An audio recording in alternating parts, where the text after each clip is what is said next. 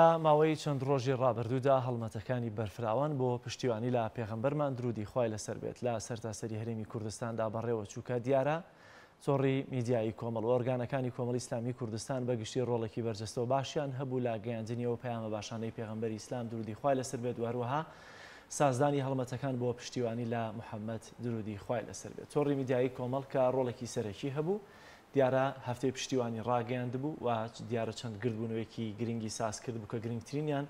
کردبوونەوەی سلێمانی بەردەم کەناڵی ئاسمانی پەیام بوو کە خەڵکێک بەبێ جیاوازی تێدا بەشداریان کرد بوو. لەسەر ئەم هەڵمەتانە لێرە میوانداری بەڕێز فاروق عەلی ئەندامی سەرکردایەتی وەروها بەڕێوەبەری گشتی تۆڕی میدیایی کۆمەڵمان کردو. کاک فاروق زۆر سپاس بەخێر. ئەم هەڵمەتانە چی بوو کە دەستان پێکرد و ماوەکەی ئێستا هەفتەکە تەواو بووە، تەواو کۆتاییان پێهێنن یاخود هێشتا چالاکی دیکەتان ماوە؟ بەناوی خۆی بەخشندەی میرەبان سپاس بۆ ئێوە. سڵاو ڕێزم بۆ بینەرانی کەناڵی ئاسمانی پەیام و بیسەرانی کەناڵەکە. دیارە ئامانج لە بوونی هەر حیزبێکی سیاسی بە تایبەتی من قسە لەسەر کۆمەڵی ئیسلامی بکەم. کۆمەڵی ئیسلامی بۆ خۆی وەکو حیزبێکی سیاسی وەسیلەیەکە بۆ کۆمەڵی ئامانجی گرنگ کە لەسەر و هەمویانەوە خزمەتکردن بە ئاینی پیرۆزی ئیسلام و هۆشیارکردنەوەی موسڵمانان بەرامبەر ئاینەکەیان. دیارە خۆشەویستی بۆ پێغەمبەری خوا عەلەیهی سەڵات وەسەلام بەشێکە لە عەقیدەی موسڵمانە و عەقیدەدا نامەزرێت تاکوونی پێغەمبەری خوامان لە خۆمان و ماڵ و منداڵ و ئەوەی کە هەمانە خۆشترمان نەوێ. ئەو کاتێک کە دەبینین سنوور بەزاندنێک بەرامبەر پێغەمبەری خوا عەلەیهی سەڵات وەسەلام هەیە، دەبێ ئەو کاتە بە کردەوە بیسەلمێنین کە ئێمە و پێغەمبەرەمان لە خۆمان و ئەوەیشی کە هەمانە خۆشترمان نەوێ. دیارە تەوقیتی چالاکیەکە ئێمە هەم کەوتە مانگی ڕەبیع الئەوەل کە مانگی لەدایکبوونی پێغەمبەر عەلەیهی سەڵات وەسەلام و لەسەر پێشنیاری ئەنجومەنی سیاسی کە داوای کرد هەموو ئۆرگانەکان لەو حاڵەتی کەوا سنوور بەزاندن هەیە بەرامبەر پێغەمبەری خوا هەفتەیەکی پشتیوانی ڕابگەێنن. ئێمە وەکو تۆڕی میدیایی کۆمەڵ دیارە تایبەتمەندیماندا بۆ هەفتەیە ئەگەر ناخۆیمە بەردەوام هەر لە خزمەت گەیاندنی ئاینی پیرۆزی ئیسلامین و هۆشیارکردنەوەی خەڵقیین بۆ بەرامبەر ئاینەکەیان و چۆن شارەزا ببن لە ئاینی پیرۆزی ئیسلام بەو شێوە هاوسەنگەی کە لە قورئان و فەرمودەکانی پێغەمبەر عەلەیهی سەڵات وەسەلام هەن. هەفتەی پشتیوانی لە پێغەمبەری خوا صلی الله عەلەیهی وسەلەم دیارە کۆمەڵی چالاکی نەوعی تیا ئەنجامدرا، تایبەتمەندێتیماندا بوو بە بەرنامەکانمان و تەواوی میدیاکانی کۆمەڵی ئیسلامی گرتەوە بە بینرا و بیسرا و سۆشیال میدیاوە. تەلەڤیزیۆنی کۆمەڵ کەناڵی هەولێر کە لە سەرتاسەری هەرێمی کوردستانە بە شێوەی دیجیتاڵی دەبینرێ، کەناڵی بانگەواز کە ئەویش لەگەڵەوەی کە کەناڵێکی تایبەتمەندی بانگەوازە بەڵام ئەویش بە هەمان شێوە زیاتر لەسەر ناساندنی پێغەمبەری خوا بەرنامەکانی چڕ کردەوە. دیارە کەناڵی ئاسمانی پەیامیش بە هەمان شێوە کە بینەران محتەوای بەرنامەکانیانی بینیوە گرنگی زیاترمان پێدا کە من بە پێویستی دەزانم لێرەوە سوپاسی یەکەی بەڕێوەبەران و ڕۆژنامەنووسان و کارمەندانی ئەو کەناڵانە بکەم کە لە بەرامبەر هەستکردن بە بەرپرسیارەتی ئاینەکەیان و خۆشەویستیان بۆ پێغەمبەری خوا عەلەیهی سەڵات وەسەلام ماندوونە ناسانە هاوکار بوون، شەون خونیان کێشا تا پرۆژەکە بە سەرکەوتووی ئەنجام بدەین و سپاس بەخوای گەورە لەگەڵەوەی کە ئێمە هەفتەیەکیشمان تێپەڕاند بەڵام توانیمان زۆر چالاکی نەوعی و باش کە جێگەی خۆشحاڵی موسڵمانان بوو ئێمە ئەنجامی بدەین. ئێستا ئەو وادەیە کە دیاریتان کردبوو خۆی تەواو بۆ هەفتەکە، بەڵام ئێوە درێژە دەکێشە چالاکیەکانتان؟ وەکو خۆمان وەکو باسم کرد ئێمە بەردەوام ئێمە لە خزمەتی ئاینی پیرۆزی ئیسلام و پێغەمبەری خوا بوون عەلەیهی سەڵات وەسەلام، بەڵام وەکو تۆڕی میدیایی کۆمەڵ لەوانەیە بۆ خۆمان چالاکی نەوعیمان نەما بێت ئەنجامی بدەین لەگەڵەوەی کە مادەم لە مانگی ڕەبیع الئەوەلاین ڕێنمایەکانمان بۆ تەواوی کەناڵەکان و بۆ تەواوی ناوەندەکان ئەوەیە کە زیاتر لەو مانگا گرنگی بدەن بە بەرنامەکان تایبەت بە پێغەمبەری خوا عەلەیهی سەڵات وەسەلام و ئەگەر لە شوێنەکانی کەش لە هەر جۆرە چالاکیەک لە شار و شارۆچکەکانی هەرێمی کوردستان هەبێ کەم تەرخەمی نەکەن بە ئەندازەی ئەوەی پێداویستیەکانی بەردەستمان فراهەم بێت و هاوکاریمان بکە ئێمە لە خزمەتی گواستنەوەی ئەو چالاکیان نابین. زۆر باشە. ئەم چالاکیانە لە بۆنەی مانگی مەولودەوە بوو یان لەبەر ئەو بێڕێزیانی کە بەرامبەر بە پێغەمبەری ئیسلام وەروە خودی ئیسلام کران. وەکو لە سەرەتا باسم کرد ئامانج لە بوونی کۆمەڵی ئیسلامی کە کۆمەڵی ئیسلامی بە خۆی وەسیلەیەکە ئامانجە گەورەکە خزمەت بە ئیسلام و مسلمانانە و لە هەرکوێ پێویست بێ کە وجود و حزورمان هەبێ و هەڵوێستمان هەبێ کۆمەڵی ئیسلامی بەردەوام لەسەر کای ئیسلامیەکان و ئەو بابەتانی کە پەیوەستن بە ئیسلام و مسلمانانەوە پەیوەستن بە بەهابەرزەکانی کۆمەلگاوە پەیوەستن بە ئەخلاق و خۆڕەوشتی کۆمەلگاوە پەیوەستن بە بەها نیشتمانیەکانەوە ئێمە حزورمان هەبوو وجودمان هەبوو کاتێکە قسە دێتە سەر عەقیدە و بیر و باوەڕ کە خۆشەویستی پێغەمبەر عەلەیهی سەڵات وەسەلام بەشێک لە عەقیدە و بیر و باوەڕمان و عەقیدە و بیر و باوەڕمان دانامەزرێ تاکونەوە ماخۆشنەوێ دیارە بۆ خۆی ئێمە هەر بەردەوام گرنگیمان پێداوە بەڵام وەکوتم لەو مانگا و لەو هەفتە بەرنامەکانمان نەوعی و تایبەتمەندیتر بووە و کۆمەڵێک چالاکیمان تێ ئەنجامداوە دیار ئینسان و هیچ ئۆرگانێک ناتوانێت و هیچ حیزبێک ناتوانێت کۆمەڵی ئیسلامی بە تایبەتی لەو نەبوونی و نەداریا ناتوانێت بەردەوام بەرنامەی نەوعی و چالاکی جەماوەری و ئەوانە ئەنجامدا کاتێک کە تۆ دەڵی هەفتەیەک تەرخان دەکەم یعنی لەو هەفتایە لەو ماوە بەرنامەی نەوعی و چالاکی جەماوەری ئەنجام دەدەم کە خەرجی و مەساریف و تێچوونەکانی زیاترە لە کاتە ئاساییەکان بۆیە لەو لە درێژەی ئەو مانگە تاکۆنەی مانگی ڕەبیع ئەوەل کۆتایی دێ ئێمە بێگومان بەردەوام دەبین لە چالاکیەوەکانمان. زۆر باشە باس لە ئەوەکەی کە کۆمەڵی ئیسلامی کوردستان دەبێ هەڵوێستی هەبێ بەڵام لە گردبوونەوەکانە دەبینین ئاڵای کۆمەڵ نییە یا ڕەمزێکی کۆمەڵی تێدانیەوە لە میوانەکانی ناو میدیاکانیشتانە ئەوە نییە بە تەنها کۆمەڵ بن. ئایا ئەمە جیاواز نیە لەوەی کە کۆمەڵی ئیسلامی واروها لەو لاشەوە مۆرکی کۆمەڵیان پێوە دیار نەبێت؟ من تەنها نەموت وتم کۆمەڵ وەسیلەیەکە ئەگەر کۆمەڵ نەبێت کۆبوونەوەکان جام نادرێت من لە لێدوانەکانی پێشوشمە هەر ئەوە وتووە کە ئێمە تەنها وەسیلەیەک بین و ئەرک و ماندووبوونەکەمان خستە سەرشانی خۆمان ئەگەر نا ئامانج تەیە هیچ بابەتێکی سیاسی و هیچ بابەتێکی حیزبی و تایبەتمەند نەبوو بۆ کۆمەڵی ئیسلامی بە ئەندازی ئەوەی کۆمەڵی ئیسلامی وەسیلەیەکە بۆ ڕێخستنی خزمەتەکە بۆ ئەنجامدانی کارەکە ئەگەر نا ئامانج لە ئێمە خزمەتکردنەوە بە ئاینی پیرۆزی ئیسلام و پێغەمبەری خوا صلی الله علیه وسلم بۆیە نەک هەر دەکاتی هەفتەی پشتیوانی لە پێغەمبەری خۆیان لە مانگی تایبەت و لە کاتێکی تایبەتە ئێمە میوانەکانمان گشتی و هەمەلایەن نەبوو بن سیاسەتی کەناڵی ئاسمانی پەیامەوە تۆڕی میدیای کۆمەڵ بەو شێوازەیە کە کەناڵێکی جەماوەری بێ و هەموو چین و توێژەکان بە جیاوازی لە بۆچوون و هەڵس و کەوتیانەوە تیا بەشدار بن بە تایبەتی ئەوانەیشیان کەەوە باگراوندێکی ئیسلامیان هەیە و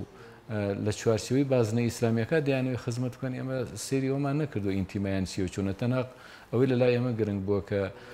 دید و بۆچوون و هەڵوێستەکانی هاوسەنگ بێ تا ئەندازەیەکی زۆر پەرگیری تیانە بێ کە ئەو هەموو نەهامەتی و بێڕێزیانی کە دێن ئەوانن کە پەرگیرن و بەهانە دەدەنە دەست ناحەزانی ئیسلامەوە کە لەو ڕێگەیەوە هێرش بکەنە سەر بەهابەرزەکانی ئیسلام و مسلمانان ئەگەر نا تۆڕی میدیایی کۆمەڵ و کەناڵی ئاسمانی پەیام بەردەوام دەرگای واڵایە بۆ هەموو بانگەوازکارێک بۆ هەموو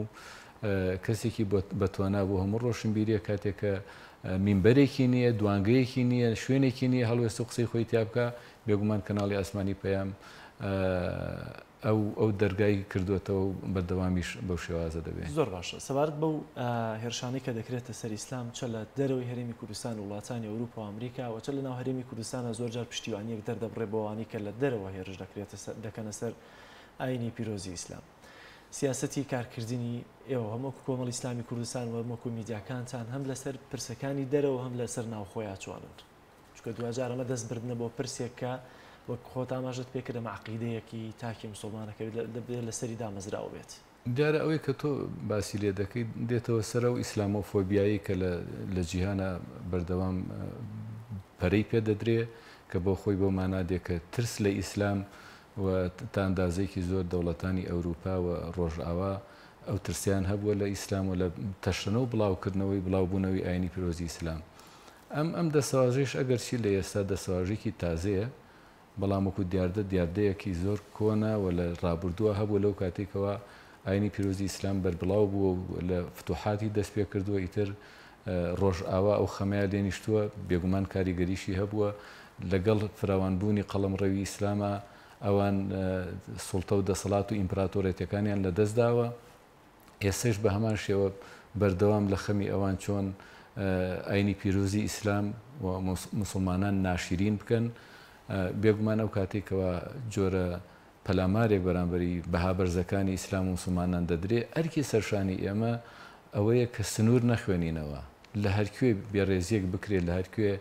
سنوور بەزاندنێ بکرێەوە ئەرکی سەرشانی یەکەی مسلمانانە کە دەبێ هەڵوێسە مووقفیان نەبێ ئەگەر مانایەک بۆ مسلمانێتیەکەیان نەمێنێتەوە ئەگەر لە شوێنێکە هەر کام لە کەسێک سوکایەتی بەڕێزی بە خۆی و بنەماڵە و کە سوکارەکەی بکات پێی وایە ئەوە تعدا لە شەرەفی کراوە نابێ قبولی بکە ئەی ئەگەر قسە بەخوا و بە پێغەمبەر و بە عەقیدە و بیر و باوەڕەکەمان کرا دەکرێت بێدەنگ نا بەڵام بەچی وەسیلەیەک بەچی هۆکارێ ئێمە بین هەڵوێس و مووقفان دەرببرین ئەوەیە گرنگە لە بارودۆخێکی لەو شێوازە دەبێ ئێمە بە ئەو پڕی لێزانینەوە وەکو ئاەتەکە دەفەرمێ بالحکمەة والموعظة الحسنة بتوانین ڕوبەڕووی ئەو پەلەمارە نەگریستانە ببینەوە کە لە ڕۆژاوە هەندێک جاری شوێن کەوتۆکانیان لە دەوروبەری خۆمانە بنە شارەزایی و نەزانی شوێن ئەوان دەکەون و لە کاتێکە کە ڕۆژاوە بۆیە دژایەتی ئیسلام دەکات بەوەی کە شارەزایی نییە بەڵام ئەمان دەرفەتی شارەزابوونیان هەیە بەڵام بۆ خۆیان نایانەوێ بەردەوام دەیانەوێت خزمەت بە فیکر و بۆچوونی ڕۆژاوایەکان بکەن هەمیشە هەر کارێک بە دڵنیاییەوە بەشێکی خەڵی ڕازیەوە بەشێکی ڕەنگە ڕخنەیان هەبێ بەڵام ئەمەی کەم هەڵمەچەی کە ئەمماوە لە میدیاکانی کۆمەڵی ئیسلامی کوردستان و ئۆرگاکانەکانە ڕاگەیەنرابوو خەڵکێکی زۆر پێ ڕازی بووە پێم وایە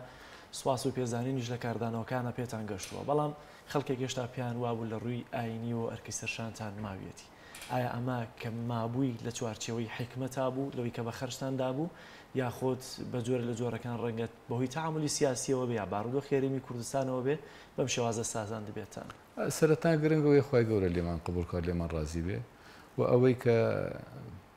توانی بێتمان ئەنجامماندا بێ لا یکەلیف الله نفسا إلا وسعها ئەوەی بە تەسەوری من ئەوەی کە لە توانامانە هەبوو بێ ئەوەی وەسایل لە بەردەسا بوو بێ ئێمە ئەنجاممان داوە ئەوانەی کە پێزانینیان هەبوو سوپاسیان کردو خۆی گەورە پاداشیان باتەوە لیان مەمنونی و سوپاسیانەکەین ئەوشی کە پێیوە تا ئێستا دەبوو کاری باشتر بکەین بەش بە حاڵی خۆمان ئەوەی لە توانامان نبووە کردومانە لەوانی هەر ئەوە لە بەردەستمان نبوو بێ هەر ئەوە دەرفەت هەبوو بێ بەڵام دنیاش کۆتایی نهاتووەکو باسم کرد ئێمە تاکوونەی خوێن بەجەستەمانە بگەڕێ خۆمان بە خزمەتکاری ئیسلام مسلمانان دەزانین ئەوەش ئەجێندا و سیاسەتی کۆمەڵی ئیسلامی و میدیاکەیەتی بێگومان ئەم خزمەتانەمان هەر بەردەوامە ئەگەر ئەمڕۆ نەمانتوانی بە پشتیوان بەخوای گەورە سبەینێ بتوانین کاری باشتر ئەنجام بدەین گرنگەوەتانێک کە کارەکانمان جێگەی ڕەزامەندی خۆی گەورە بێ و پاشان مسلمانان تا ئەندازەیەکی زۆر ئەو دڵشکاوی کە هەیەیان بوو بەرامبەر بێڕێزیەکان توانی بێتمان ئاوێک بە دڵگەرمیانە بکەین و ئاسوودەیان پێبەخشین لە ئەنجامەکەی ڕازی بوون بە تایبەتی گردبوونەوەکەی بەردەم کەناڵی ئاسمانی پێیان و پێشوازیەکەی لەلایەن خەڵکەوە ڕازی بوون دەکرا باشتر بێ دەکرا ینی فراوانتر بێ بەڵام بە لە بەرچاوگرتنی بوونی نەخۆشی و ڤایرۆسی کۆرۆنا و ئەو ڕێکارە خۆپارێزانیەی کە پەیڕەو دەکرێت لە ڕوانگەی تەندروستیەوە من پێم وابوو شتێکی زۆر باش بوو ئەگەر نەخۆشیەکان نەبوایە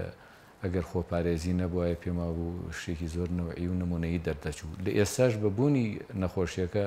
پێم وایە شتێکی نەوەی دەرچوو کە من سوپاسی یەکەی ئامادەبوان دەکەم لەگەڵ بوونی مەترسی بۆ سەرژیانیان ئەگەر چی ئێمە ڕێکاریە تەندروستیەکانمان جێبەجێ کرد بوو بەڵام ئامادەبوونیان جێگەی خۆشحاڵی ئێمە بوو هیوادارم خۆی گەورە لی قبول کردبن و من سوپاسیانەکەم لیان مەمنونم کە بەدەم بانگهێشتەکەمانەوە هاتن و بوونە هۆکارێکە هەفتەی پشتیوانەکەی ئێمە سەرکەوتوو بێەوە بەو شێوازە بیکەینە کلیلی داخستنی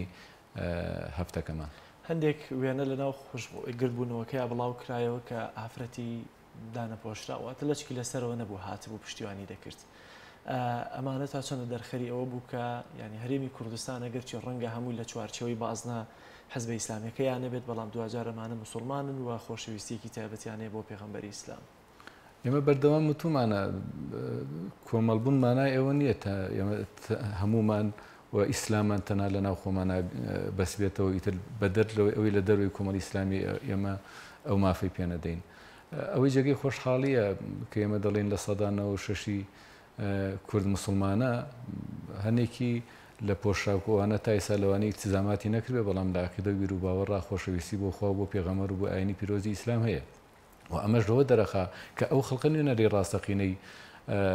گەلی کوردەوە نوێنەری ڕاستەقینی ئەو نەتەوەی نە خەڵقانێک کە بیانەوە پشتگیر و پشتیوانی لەوانە بکەن کە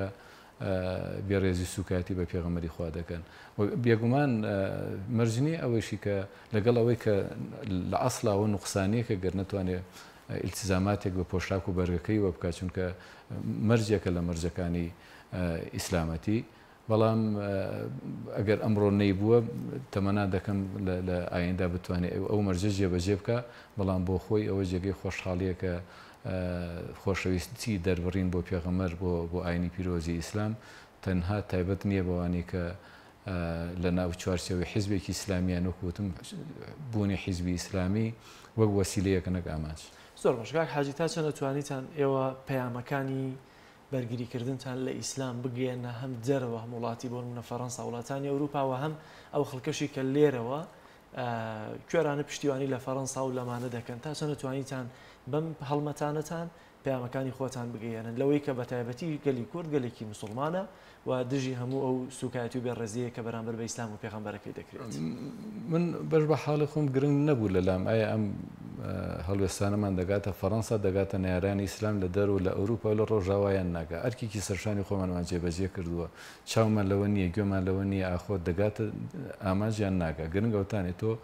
بەرپرسیارەتێکە تەبووە کە دەربڕینی خۆشەویستیە بۆ پێغەمبەری خوا عەلەیهی سەڵات وەسەلام و بۆ ئەرکە هەڵساوین و ئەرکی سەرشانی خۆمانمان جێبەجێ کردووە. بەڵام ئەگەر چی ئێمە بەرنامەکانمان بە زمانی کوردیە بەڵام لە ڕووی سۆشیال میدیا ئەوانەوە پێم وایە تەرجەمە کرابوون و کاریگەریان هەبووە وەگەشتۆتە جێگای خۆی وەکوتیشم ئەگەر نەشگەت بێتە جێگای خۆی گرنگەوتانی ئێمە هەڵوێستی خۆمانمان دەربڕیوە خۆگەر نەگەشتوێتە زمان ئینگلیزیەکانش گەشتوتە زمانە کوردی بێگومان ئەوان ئەوەش نەبێ هەر پیان گەیشتووە بەڵامی تەر خۆیان گێلەکەن بەڵام چۆن کار بکەین بۆی کە کاک حەجی دیارە ئەوانەی کە دەسەڵاتن لە هەرێمی کوردستانە زیاتر دەتوانن کار بکەن لەوەی کە نمونەیەک ئەوەی کە بە دڵی خۆیانە پیشانی بدەن گەلی کورد وایە چۆن پێشتر کە میدیای ئیسلامی نەبوو ئەوروپاوای دەزانی هەموو کردواتە هەڵپارکێ و گۆرانی و تەنها ئەمە کە بە 24 کاتژمێری لە خۆشی و ئەمانیان بەڵام 2000 کە میدیای دیکە هاو تێگەشتن هەندێکی لەوەی کە هەرێمی کوردستان چی دەگوزارەوە توێژێکی دیکە هەن وەمانە گەلێکی مسلمانن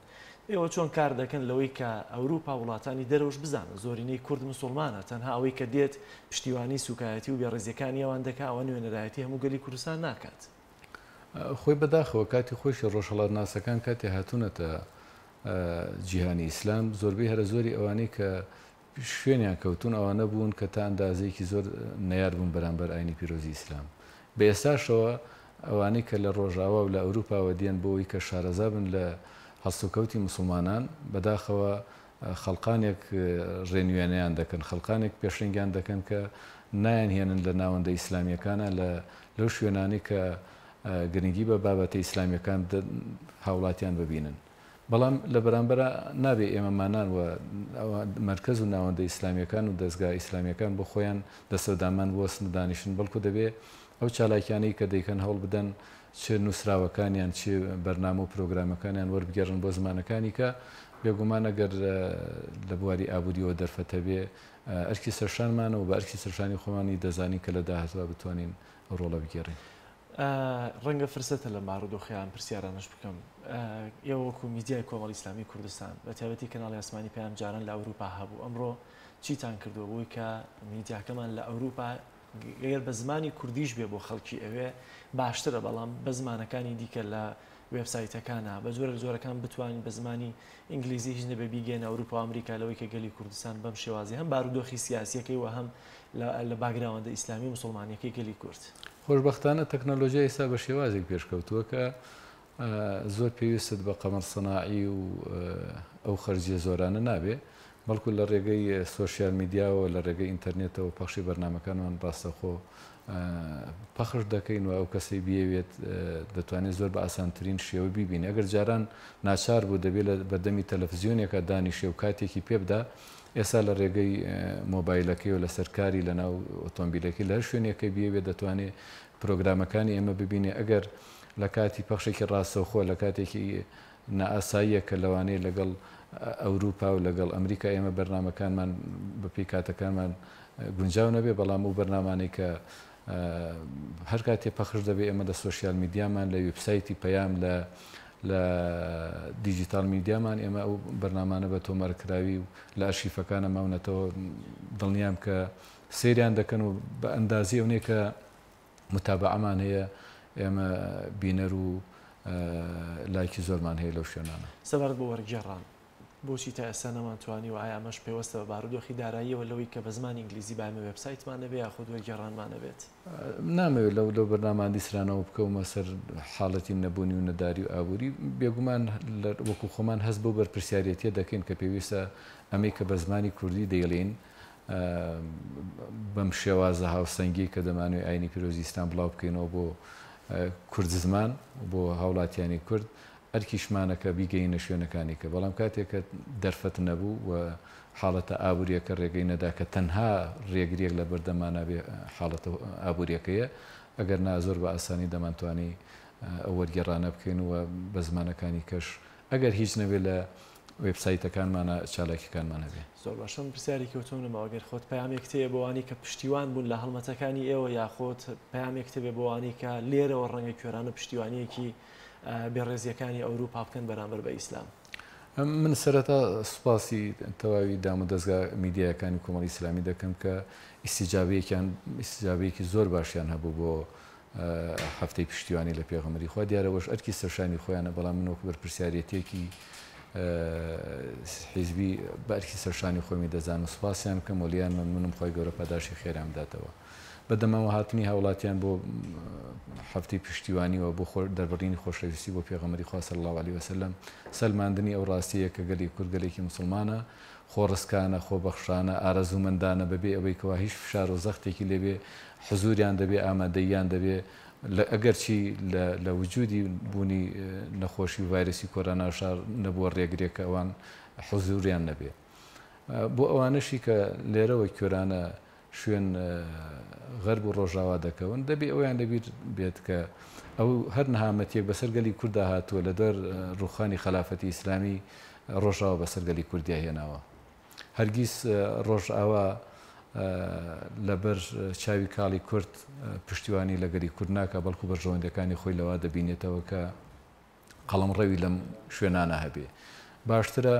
بەرپرسانی هەرێمی کوردستان لەگەڵ بیر و باوەڕی نەتەوەکەی خۆیان ببن و پشتگیری و پشتیوانیان بکەن نەک هەر ڕۆژێ و لەسەر پەتی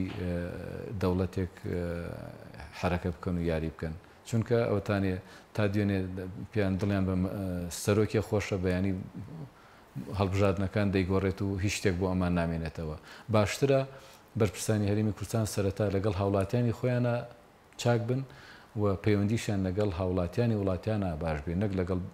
سەرۆکێکە چونکە سەرۆکەکانی ئەوانیش وەکو سەرۆکانی ئێرە نین هەتاکوونی مردن سەرۆکن و بەڵکو ئینتیخاباتێک لایەن دەبات و دوجار دەبێت خۆیان لەگەڵ سەرۆی کارێک جاران هەر ساڵ بۆ خەریکە دەبێتە 4 ساڵیش لێگومان زۆر سپاس بۆ بەڕێز فاروق عەلی ئەندامی سەرکردایەتی کۆمەڵی ئیسلامی وەروها بە ڕێبەری گشتی تۆڕی میدیایی کۆمەڵ لەگەڵمانە بوویت.